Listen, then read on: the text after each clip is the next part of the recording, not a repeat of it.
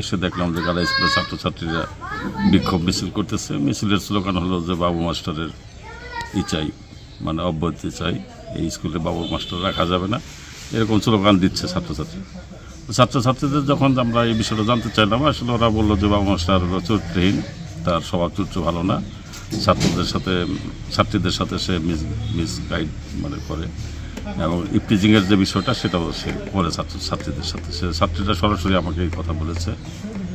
এরপরে আমরা school managing কমিটির সাথে যখন কথা বললাম, হেডমাস্টারের সাথে কথা বললাম, এবং আমাদের সাথে তখন ছিল ফাঁড়ির আইসিও ছিল, এবং আমাদের অত্র অঞ্চলের মানে বীরমুক্ত আলী ভাই ছিল, শাপলা ইউনিভার্সিটির নির্বাহী পরিচালক আমির হোসেন বাবু ছিল। আমরা সকলে মিলে স্কুল প্রধান শিক্ষকের সাথে আলোচনা করে আমরা এই বিষয়টা তাদেরকে বললাম যে যেহেতু এই বিষয়টা মানে নিউজ হচ্ছে এবং মানে লাইভে চলছে, এই কারণে ইউনো মহোদয় এই বিষয়টা অবগত আছে, আমাদের ওসি সাহেব অবগত আছে, এবং আমাদের পুলিশ ফাঁড়ির লোকজন এখানে চলে আসছে।